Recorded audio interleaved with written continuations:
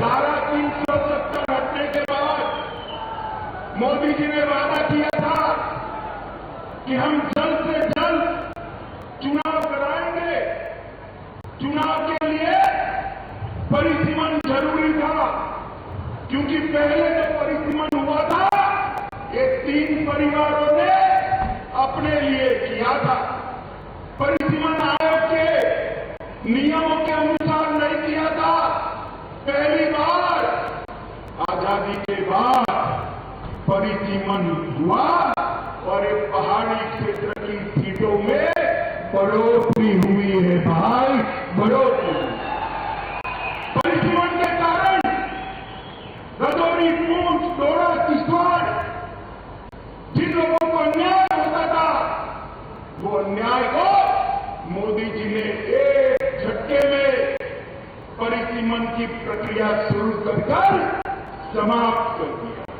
मित्रों, यहां सालों से लखनपुर टोल टैक्स का बूथ लगा था, मालूम है ना? अरे जोर से बोलो, मालूम है ना?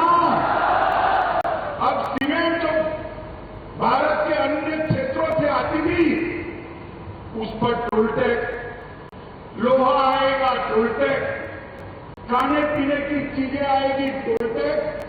महंगाई किसकी बढ़ती थी भाई? आप लोगों की बढ़ती थी ना। मोदी जी ने टोल टैक्स को समाप्त कर महंगाई को कंट्रोल करने का काम किया है। ये 3 परिवारों ने भ्रष्टाचार करने में कोई चीज नहीं छोड़ी। मुझे बताओ माताओं, भाइयों, बहनों, आज मोदी जी पूरे जम्मू कश्मीर के 27 लाख परिवार को 5 लाख तक का स्वास्थ्य का पूरा खर्चा दे रहे हैं। 70 साल में 3 परिवारों ने दिया गया। जोर से बोले, दिया गया। आपको उनको पूछना चाहिए, नहीं पूछना चाहिए कि क्यों नहीं दिया भाई? पूछना चाहिए, नहीं पूछना चाहिए? पूछोगे? मैं बता देता हूं क्यों नहीं दिया। क्योंकि जो कुछ भी पैसा आता था वो भ्रष्टाचार कर घर ले जाते थे। आपके लिए पैसा ही नहीं बचता था, कहां से आपके आरोग्य की चिंता करें। ये मोदी जी ने ढेर सारी नई शुरुआतें की है, मैं बाद में इस पर भी आता हूं। मित्रों, करप्शन को कंट्रोल करने के लिए एंटी करप्शन ब्यूरो बनाया गया। विसल ब्रोअर एक्ट को यहां लागू कर दिया गया। उमंग के माध्यम से आपके मोबाइल से फरियाद लेने की शुरुआत की गई। सतर्क नागरिक मोबाइल एप्लीकेशन खोल दिया गया। विजिलेंस की ऑफिस खोल दी गई और इलेक्ट्रॉनिक विजिलेंस क्लियरेंस की सिस्टम भी आ गई। माताओं, भाइयों, बहनों, पूंछ हो, रजौरी हो, अपना जम्मू हो कि घाटी हो, सबसे ज्यादा रोजगारी हमारे जम्मू कश्मीर में अगर कहीं से है तो मुझे बताओ, पर्यटन से है या नहीं है?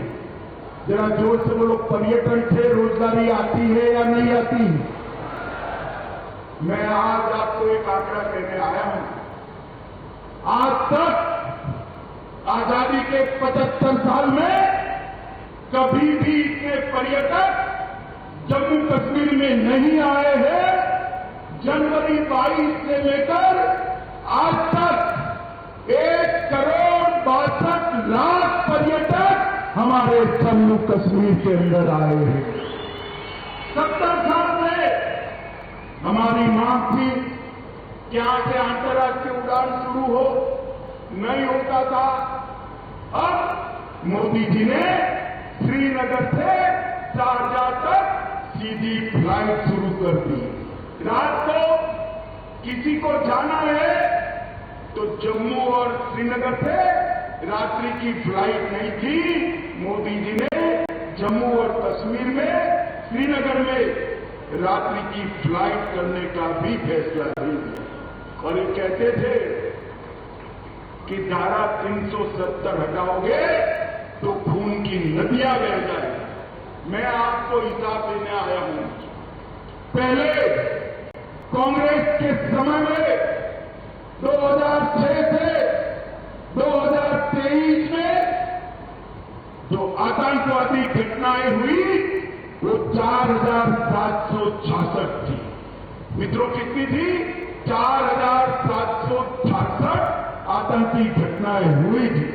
और ये जाने के बाद 370 जाने के बाद 2019 से 22 में 4,766 से घटकर सिर्फ 721 रह गई है। मित्रों, 721। मोदी जी ने निरंतर दहशतगर्दों के खिलाफ, अलगाववादियों के खिलाफ, ये हुर्रियत वालों के खिलाफ एक कठोर मुहिम चलाई। ये इसका परिणाम है। और मित्रों, पहले जो सुरक्षा बलों की मृत्यु होती थी वो 1200 के आसपास होती थी। 1200 से घटकर 137 आकर रह गई है। यही बताता है कि जम्मू कश्मीर सुरक्षित हुआ। पहले मुझे बताओ भाइयों बहनों, आए दिन पथराव के समाचार अखबार में आप पढ़ते थे या नहीं पढ़ते थे? बोलो भाई, जोर से बोलो। सुना ही नहीं पड़ा? पढ़ते थे या नहीं पढ़ते थे? अब पथराव के समाचार आते हैं क्या? आते हैं क्या?